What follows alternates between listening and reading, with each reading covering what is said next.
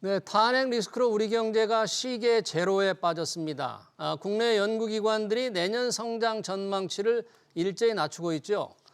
자영업자들은 외환위기 못지않게 내수분이 심각하다고 우려하는데요. 적신호가 켜진 경제 상황 자세히 짚어보겠습니다. 이종욱 서울예대 경제학과 명예교수, 장재철 KB국민은행 자문교수 나오셨습니다. 두 분 어서 오세요. 네, 안녕하세요. 반갑습니다. 네, 비상계엄 사태 후 이어지는 탄핵 정국으로 지금 우리 경제가 정말 어려운 상황인데 이종욱 교수님, 이러다가 우리 경제가 뭔가 이 국가적인 위기 또는 외환위기 상황으로 빠질 우려 이렇게 걱정하는 분들인데 그럴 가능성도 좀 있을까요? 사실 우리나라가 1997년 외환위기라고 하는 거는 우리나라의 고도 성장기에 도취되어서 한국의 경제 펀더멘탈에 대한 점검이 부족했고, 그다음 또 두 번째 문제는 이거는 뭐 퇴임 관료도 1997년 외환위기 10년, 20년 해고와 전망해서 스피치를 했지만은 우리나라의 정부 관료도 외환위기에 관련된 지식이 너무 무지했다. 라고 했었거든요. 대비를 미처 못했다. 몰랐다 이거죠. 그래 했는데 그 이후에 관료 세대가 바뀌면서 외환위기와 같이 정부 정책이 미비하고 관료가 무지해서 나오는 그런 비판은 이 이상 더 걱정 안 해도 될 것 같습니다. 그 이후부터 우리는 계속 뭐 오늘 또 무슨 말 하실지 모르겠지만은 우리 은행들이 많은 그 금융기관 내지는 국제연구기관들이 이 한국 경제의 펀더멘탈을 짚어가는 거는 기본 가운데 기본이거든요. 그런데 이제 아까 우리 서두에서 말씀하셨듯이 아무리 펀더멘탈이 좋더라도 그 펀더멘탈 위에서 움직이고 있는 그걸 움직이는 것이 정치와 정책인데 정치권이 정말 이 탄핵 장국을 우리나라의 미래 세대를 위해서 어떻게 정말 잘 타협을 나가느냐 하면 이것이 기회가 될 것이고 그다음에 이걸 정권을 잡는 데 이전 투구에 활용한다 그러면 우리가 가지고 있는 펀더멘탈이 상당히 이 침식되고 우리의 미래 세대에 대한 희망이 조금 침식되겠죠. 그래서 외환위기 정도를 비교하는 거는 좀 지나친 그 우려다라고 그러니까, 저는 말할 수 있을 것 같습니다. 그러니까 국가적인 위기 상황으로 악화될 것으로 보는 것은 과도한 우려다. 그러니까 다만 이제 정치권이 어떻게 이 사태를 수습하느냐에 따라서 좀 달라질 수 있다. 그런 걱정이신데. 그러면서 그때 우리 탄핵 났을 때 BBC의 기자가 월드뉴스로 보낸 것이 상당히 저는 인상적인데요. 뭐라고 했나요? 뭐냐면 healthy and noisy. 한국에 있어서 민주주의는 너무 헬시하다. 건강하다. 안전하고. 그런데 민주주의에는 noisy. 시끄러울 수밖에 없다. 그런 거를 코멘트를 보내는 걸 보면서 정말 요즘에 이제 미국의 그 코미디 프로를 봐도 이 사람들이 이제 좀 코미디 같은 거예요. 이 자체가. 그렇게 지금 보고 있는 겁니다. 그래서 우리가 너무 그런 식의 비관적인 것 쪽으로 하기는 너무 그 지나친 비관론이다라고 이야기하고 싶어요. 그러니까 국가 위기 상황으로 볼 정도로 비관할 필요는 없다고 하지만 최근 들어서 우리 경제 성장률 전망치를 지금 IB 투자은행이나 국내 뭐 한국은행도 다 지금 낮추고 있잖아요. 물론 계엄 반영이 안 된 전망치도 낮아지고 있는 거죠. 그렇죠. 그러니까 이제는 이러한 어떤 정치적 불안정성을 반영을 하기 시작하니까 조금씩 이제 하향 조정할 수 있는 그런 게 되는 것 같고요. 지금 말씀 주셨듯이 시티 같은 경우에 1.5%까지 내린 것은 지금 나타나고 있는 경제 심리의 부진, 그것이 소비나 또 앞으로 다가올 트럼프 2.0에 대해서 얼마 전에 멕시코와 캐나다에서 관세도 부과했었잖아요. 관세 이제 부과한다고. 그렇죠. 그러한 어떤 가능성들이 좀 더 현실화될 수 있다라는 점들이 조금씩 반영되는 게 아닌가 이렇게 볼 수 있습니다. 그래서 1.5%까지 내려간 것은 한국은행이 내년도 1.9%보다는 상당히 격차가 있죠. 한국은행 1.9%인데 거기에는 이제 정치 불안이 반영되지 못한 부분이 있죠. 그래서 그만큼 지금 나타나고 있는 경제 심리라든지 불확실성은 충분히 경제 성장의 하방 리스크로 작용할 가능성은 큽니다. 그러네요. 근데 이제 교수님 말씀 주신 대로 이러한 것이 현실화될 때 더 구체적으로 나타나지 않도록 이렇게 우리가 정치적인 어떤 안정을 빨리 찾을 필요가 있는 거죠. 그렇게 정치적 안정을 빨리 찾는 게 온 국민의 기대이자 희망인데 과연 그렇게 될지는 또 모르겠습니다. 지금 진행 상황은 장담하기가 어려운데 시티은행이 내년 성장률 1.5%로 지금 낮추는 것은 비상계엄 탄핵 정부 조금 반영했다고는 하는데 예. 이렇게 좀 뭐 반영하기 전에 비해서는 0.1% 포인트 낮춘 거예요. 시티은행이. 예. 그럼 앞으로 다른 데들도 비상계엄 상황을 조금 탄핵 상황을 반영하면 또 더 낮출 가능성이 높은 거잖아요. 저는 그 부분은 그렇게까지는 아니고 아닐까요? 저는 시티은행이 이 한국 경제의 경제 성장률에 대한 거의 아마 바텀 라인을 쳤다고 생각합니다. 가장 그러냐면 낮은 수준으로 볼수 바텀 있다? 가장 낮은 수준을 쳤다 생각하는 이유가 예. 한국은행이 내년 경제 전망을 하면서 1.9%를 할 때 예. 가장 비관적인 시나리오가 마이너스 0.2였거든요. 마이너스 지금 1.9를 중심으로 해서 예. 마이너스 0.2. 예. 만약에 0.2 정도 더 떨어질 수 가장 있다. 비관적인 시나리오. 예. 그다음에 뭐냐면 가장 긍정적인 시나리오가 뭐냐면 플러스 0.2였어요. 그렇지만 마이너스 0.1에서 플러스 0.1 사이는 얼마든지 출렁일 수 있다 이랬기 때문에 그 가운데 하나가 지금 현재 우크라이나와 러시아 전쟁도 전쟁. 있고 트럼프 2기 정부에서의 무역 마찰 등등이 있는데 이거에 탄핵 정국이라는 게 있거든요. 예. 이 탄핵 정국이라는 것은 아까 우리 다들 이야기하고 있지만 이거는 내부 우리 국내의 문제지 국외의 문제가 아니거든요. 예. 이게 그러니까 국내의 문제를 빨리 우리가 진정해서 정치권이 진정을 해서 국외로 가는 뉴스를 안정화시키면 네. 실제로 우리가 받아들이는 경제 충격은 경제 성장률이 플러스 0.2, 마이너스 0.2 사이에 움직이는 게 저는 거의 맞다고 생각해요. 예. 그런데 이제 아직까지 2025년 자체는 네. 미국은 2026년을 지금 이제 그 경기 침체기로 보니까 2026년 이를 보니까 때문에 지금 2025년은 우리나라 정부가 잘만 빨리 대처를 하면 이 현재의 마이너스 0.2에서 플러스 0.2의 경제 성장률 범위 내에서 경제를 충분히 운영할 수 있을 거라 네. 이런 생각을 합니다. 예. 지금 시티의 경제 성장률을 봤지만 골드만삭스가 비상계엄 사태 이후에 보고서를 내놨더라고요. 뭐 짧은 계엄령 사태의 여파다 이런 제목의 보고서를 내놓았는데 당연히 이제 우리 경제가 좀 더 떨어질 것이라는 그런 경고를 하면서 우리가 탄핵을 2번 겪었지 않습니까? 2004년, 2016년. 그 당시 이제 비교를 한 자료던데 당시와 어떻게 우리가 경제 상황을 다르게 봐야 할까요? 그 당시 2004년과 2016년.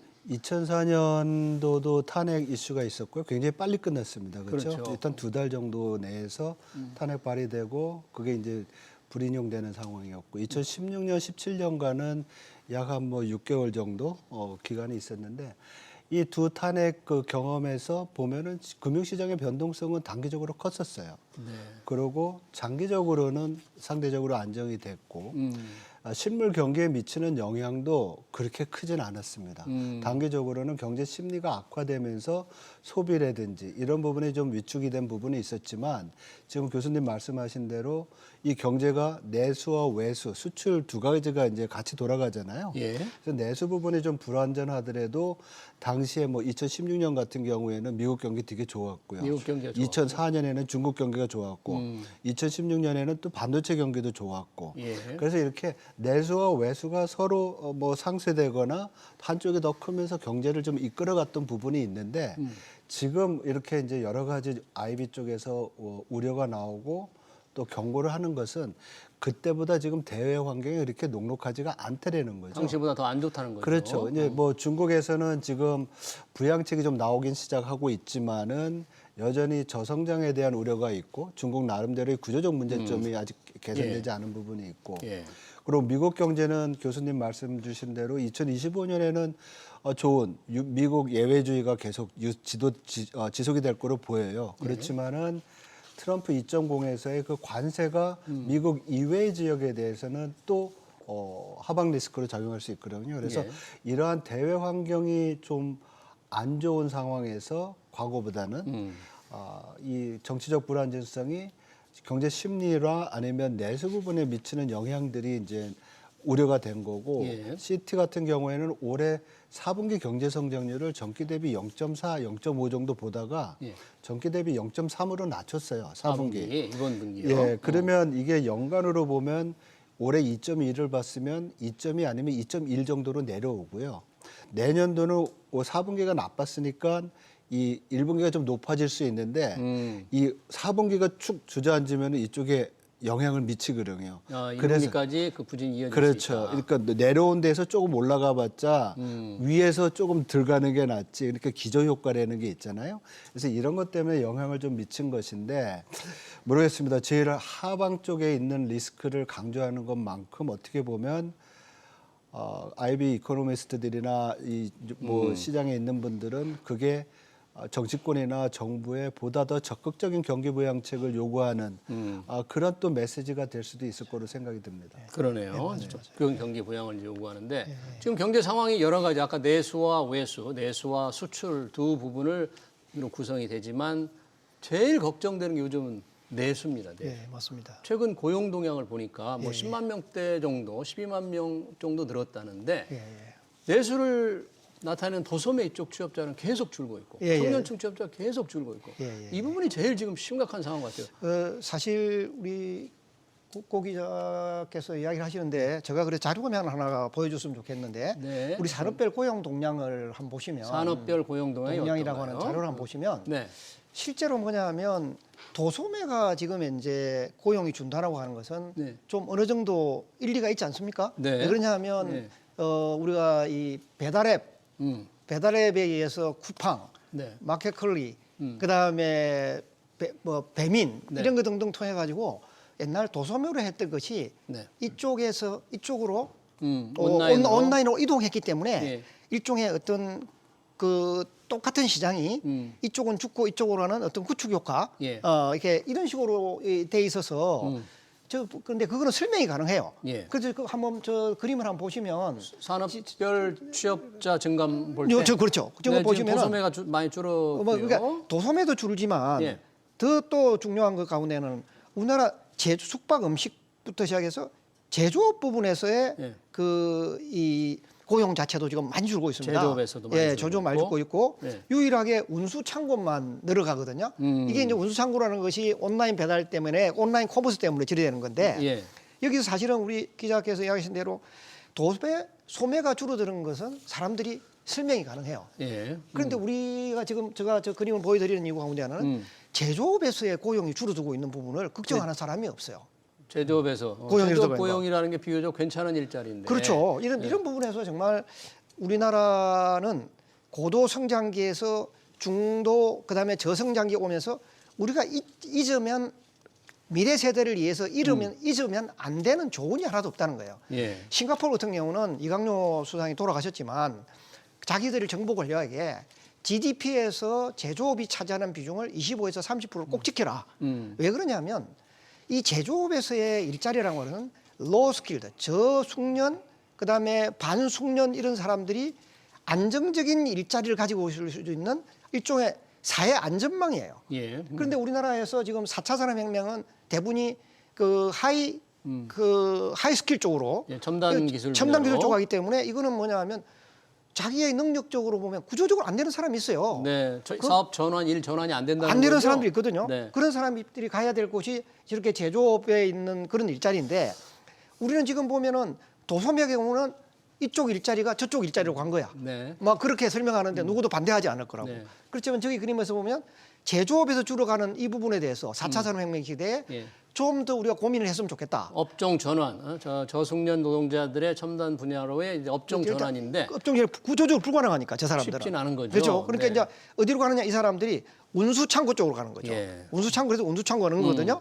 그래서 다음에 조금 우리 이야기하겠지만 제조업에서의 저런 부분 우리 그 여야 정부와 국민이 어느 정도 GDP에서 제조업 비중을 유지할 것인가를 싱가포르 같이 좀 컨센서스 있었으면 좋겠어요. 네. 그러니까 싱가포르 같은 경우에 나라가 작고 제조업의 그 시설을 하는 곳이 적기 때문에 어떻게 하냐면 제조업의 아시아 본부를 많이 유치하면 네. 그것도 제조업으로 분류되거든요.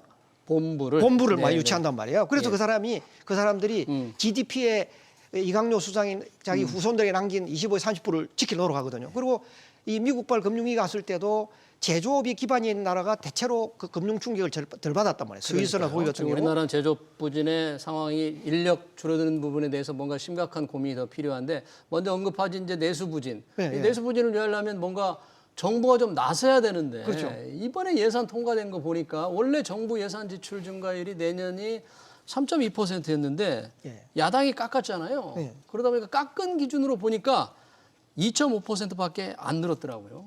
재정이 이래가지고는 어려운 경제를 또 지탱해야 될 게 재정인데 전혀 지금 기능을 못할 상황 아니겠어요? 정 교수님. 개인적으로는 진짜로 암울합니다. 왜냐하면 한국은행은 올해 3월 달부터 우리 한국 경제의 전반적인 네. 경제 액티비티 활동 수준이 떨어졌거든요. 예. 전반적인 경제 수준을 나타내는 지표가 계속 전월 대비 마이너스로 빠졌고, 그리고 잠재 성장률을 하회하는, 그래서 실제보다 그 전체 활동 생산 경제 활동 수준이 부진함에도 불구하고 금리를 내려야 되는데 금융 불안정 뭐 이런 걸 가지고 금리 인하를 지연시켰고요. 주춤주춤했죠. 예, 여기에 대해서는 많은 뭐 논쟁이 있을 수 있습니다. 뭐 부동산이 더 중요하다 뭐 하지만 경제를 보고 경제의 전반적인 경기 순환에 있어서의 변동성을 줄이려는 경제 정책의 목적에 따르면 금리를 내려야 되는데 그걸 늦게 내린 거거든요. 그러다 보니까 지난달에 그냥 또 이번 달이었나요? 그냥 또 급작스럽게 내렸잖아요. 한 번 더 내린 거죠. 그렇죠.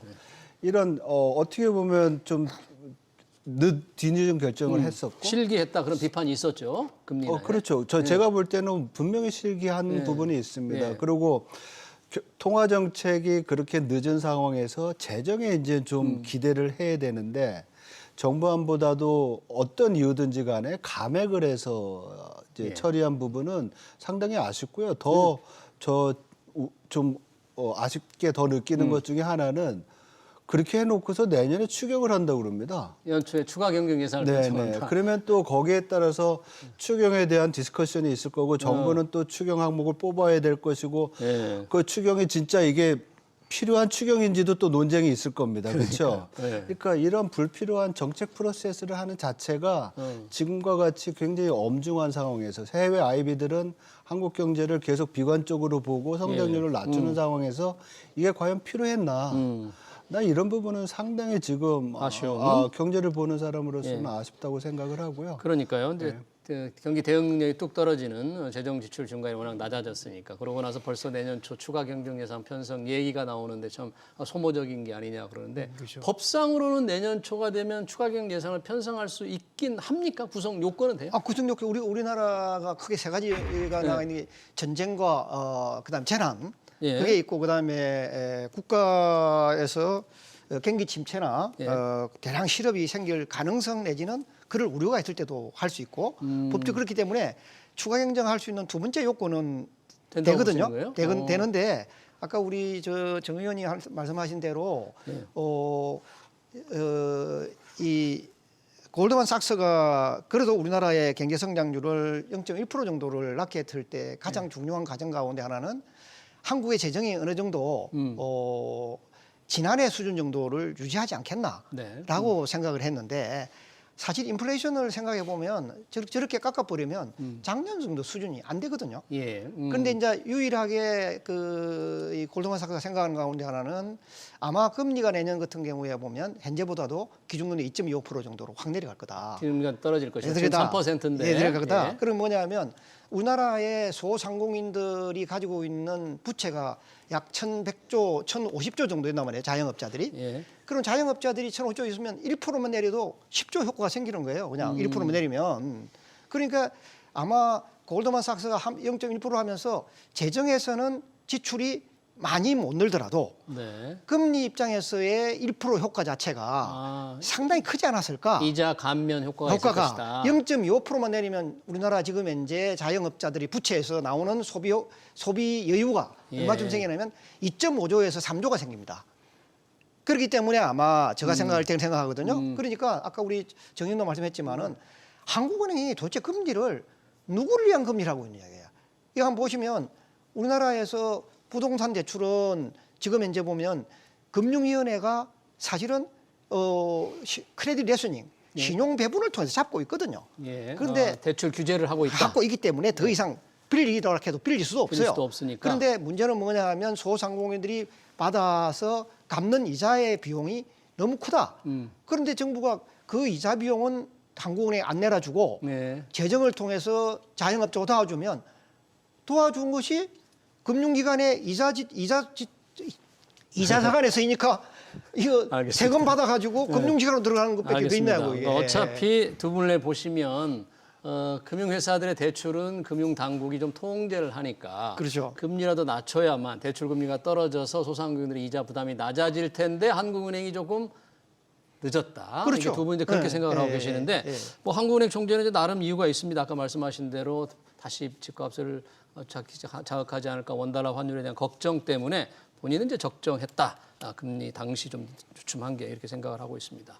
지금 재정 대응과 통화 정책 얘기를 했는데 아까 장재철 교수께서 말씀을 하셨지만 지금 우리가 가장 걱정하는 게 대외 또 변수잖아요. 우리 경제를 지탱하는 게 수출이었는데 과연 내년 트럼프 2기 행정부 출범, 지금 중국 경제 상황 이런 게 보면 수출도 지금 더 둔화될 가능성이 더 큰 거 아니겠어요? 지금 상황이? 예, 맞습니다. 지금 뭐 내년도 수출 증가율이 거의 1%대로 보고 있어요. 1%? 예, 통상 그러니까 우리가 달러 베이스 수출을 할 때 통관 기준으로 얘기를 하는데 네. 올해 뭐 1% 후반, 1%대 후반에서 그러니까 한 자릿수 후반에서 내년도 되면 거의 뭐 초반으로 내려올 거로 봅니다. 왜냐하면 제일 우리 수출을 드라이브하는 반도체 수출 자체가 좀 피크아웃 했다니까 고점 찍었으니까 줄 수밖에 없는 거고요. 예. 그리고 미국 경제도 올해보다는 미국 경제가 둔화될 것이고요. 뭐 성장률이 2.2% 예상이 되지만 올해 2.8보다는 낮은 거잖아요. 예. 그리고 중국이 4%대 후반 정도 성장을 할 거로 예상을 하는데 지금 좀 긍정적입니다. 왜냐하면 여러 가지 뭐 부양책들을 생각을 하고 있어요. 정부가, 네. 그 부양책 나온 이유가 뭐냐면 바로 트럼프 관세 60%가 부과가 되면 중국 경제 성장률이 맥시멈 2.5%까지 내려올 수 있는 거예요. 5% 목표잖아요. 5% 목표에서 맥시멈 2.5%까지 내려온다고 그러면 중국 경제는 거의 크래시죠. 그러니까 내수 부양, 소비 투자를 엄청 부양할 필요가 있으니까 이런 정책을 쓰는데 그럴 경우에 한국 경제가 미치는 영향이 두 군데입니다. 트럼프 2.0의 관세가 중국을 통해서 한국에 영향을 미치는 거. 왜냐하면 중국의 대중국 수출이 아직까지도 거의 한 18%, 19% 됩니다. 예. 그리고 또 보편 관세로서 미국이 한국에 만약에 뭐 10에서 20% 관세를 매길 경우, 그러니까 직간접의 이런 경제적인 어떤 충격을 생각한다고 하면 중국 효과로는 약 한 0.6% 포인트까지 내려올 수 있고요. 그리고 산업연구원 분석에 따르면 예. 한국 경제 우리한테만 보편 관세가 매겨질 때 10에서 20%, 네. 그러면 우리 성장률이 크게는 0.2% 포인트까지 내려온답니다. 그러면 네. 두 개 합하면은 뭐 0.8% 포인트잖아요. 예. 그래서 그만큼까지는 안 내려갈 수 있지만 내년도 성장률을 지금 한국은행이 예상하고 있는 여러 가지 다운사이드 리스크를 현실화하지 않은 정치 불안정성 1.9%에서 0.8%포인트 나려온다고 하면 어휴, 그건 1%대 초반입니다. 그래서 이런 것들이 다 현실화되지는 않겠죠. 왜냐하면 이런 일이 벌어지게 되면 정부나 정치권에서는 분명히 또 추경을 할 수는 있을 거예요. 예. 필요성이 커지니까. 그리고 한국은행도 지금 예상하는 것보다 금리를 더 많이 내릴 수는 있을 거고. 어쨌든 하방 리스크는 큰 거고 그러네요. 거기에 대한 대비가 필요하죠. 네, 아무리 이제 중국 지도부가 경기 부양 대책을 내놓는다 하더라도 과연 경기 회복이 제대로 될 건지 5% 성장 목표를 달성할 수 있을지는 좀 장담하기 어렵잖아요. 지금 상황에서는. 그렇죠. 네. 여튼 지금 당장은 이렇게 우리 경제 상황이 조금 암울하게 탄핵 정부에 갇혀 있지만 장기적으로도 걱정되는 게 있어요. 지금 보통 우리나라의 잠재 성장률, 인플레 없이 성장하는 적정 성장률이라고 하는 잠재 성장률이 2%좀 떨어져 있는데 과연 이게 좀 더 떨어질 가능성도 있지 않습니까? 이걸 떨어지지 않도록 낮아지지 않도록 하기 위해서 KDI도 어제 컨퍼런스를 했더라고요. 예. 생산성 제고를 위한 컨퍼런스를 했는데 예. 성장률이 장기적으로 좀 둔화 추세가 계속될 거다. 예. 이런 비상기업 탄핵 정부와 관계없는 그렇죠. 분석입니다. 그렇죠. 그걸 어떻게 봐야 되는지 이걸 막기 위해서는 또 어떤 대책이 필요할까요? 저도 이제 어제 KDI의 그 포럼 관련된 걸 저도 한번 읽어봤는데 네. 어찌 생각하면 KDI는 정부 출연 기관이다 보니까 네. 잠재 성장률이라는 것이 서의 중요성을 아는 사람은 어찌 생각하면 전문가들인 것 같아요. 보통의 일반 국민들이나 이런 사람들은 잠재 성장률이 중요한 이유를 잘 이해를 못하는 것 같습니다. 네. 왜냐하면 장기를 걱정해야 되는 사람, 그러면 이런 부분에서 이야기를 할 때 조금 더 KDI가 직설적으로 이야기를 해야 되는데 어떻게 얘기했어야 됩니까? 그러니까 그냥 구조개혁이라 써놔놨단 말이에요. 그럼 구조개혁 뭐 그렇게 의미를 아는 사람 있습니까? 그래서 제가 한번 생각해봤습니다. 우리나라 구조개혁의 가장 큰 문제는 인구 감소하는 문제가 그대로 남아 있고요. 근데 또 생산성이 낮아요, 한국이. 그다음 뭐냐 하면 이거는 이 지금 4차 산업혁명에는 인적 자본이 되게 중요한데 교육개혁을 해야 되잖아요. 교육개혁. 예. 지금 암기 이슈에 교육개혁을 해가지고 4차 산업 장못 따라간단 말이죠. 교육개혁이 이 필요하고. 교육개혁 자체가 필요하단 말이죠. 그다음에 4차 산업혁명 하기 위해서는 연구개발이 중요한데 우리는 주 52시간을 무조건 다 바꿔놨어요. 연구개발하는 사람은 아니 오늘 연구개발이 잘 된다 그러면 그 이거 사람은 반도체법에도 52시간 예외를 넣었는데 통과가 지금 안 이제 됐습니다. 못했죠. 통과가 안 됐어요. 그러니까 네. 무조건 하잖아요. 그러니까 지금 제 생각하면 그 야가 한국 경제의 잠재 성장률이 하락하고 있는 것에 대한 이 구조의 요인이 뭔가에 대해서 전혀 무시하는 거예요, 그냥. 네, 그다음에 여야가 모두. 노동 관련된 것도 고용 보호가 너무 심하고 예. 그다음에 투쟁적 노동조합이라는 것이 변화해야 이게 노동 생산성이 올라갈 거 아닙니까? 네. 이런 부분 자체는 뭐라고 생각하냐? 구조개혁을 해놓고 말이 없어. 알겠습니다. 어. 네, 그런 부분 좀 구체적으로 좀 말씀을 이종욱 교수님 해주셨고 마지막으로 짧게 장재철 교수님께서는 혹시 어떻게 우리가 이 생산성 떨어지는 거가 더 중요한데 이걸 막기 위한 조금 어떤 대책 생각하시는 게 있습니까? 어떤 게 필요하다? 우리 더 일 많이 해야 되고요. 일 많이 해야 네, 되고 많이 해야 되고 투자 많이 해야 되고 투자 많이 해야 되고. 교수님이 지적하신 거 다 맞습니다. 그리고 정확하게 알아야 될 것은 지금 고령화다 인구 준다고 얘기하잖아요. 네. 사람이 줄면은 시간 늘려서 일해야 할 사람 일해야 되거든요. 그리고 최저임금도 되게 중요해요. 그렇지만 생산성 낮다고 지금 지적하셨거든요. 네. 생산성에 맞는 임금이 필요한 것이고요. 그래서 우리가 여러 가지 사회복지나 정의 이런 부분도 되게 중요하지만은 거기에 맞는 경제 구조, 경제 시스템도 필요한 것 같아요. 그래서 거기에 잘 우리가 그거를 밸런스를 맞춰가지고 네. 투자도 하고 혁신도 하고 또 정부 정책도 거기에 또 맞춰야 될 거라고 생각이 듭니다. 네, 잘 알겠습니다. 예, 탄핵 리스크에 따른 우리 경제의 상황 분석해보고 관련 대책까지 토론해봤습니다. 지금까지 이종욱 서울예대 경제학과 명예교수, 장재철 KB국민은행 자문교수였습니다. 두 분 고맙습니다. 네, 수고했습니다.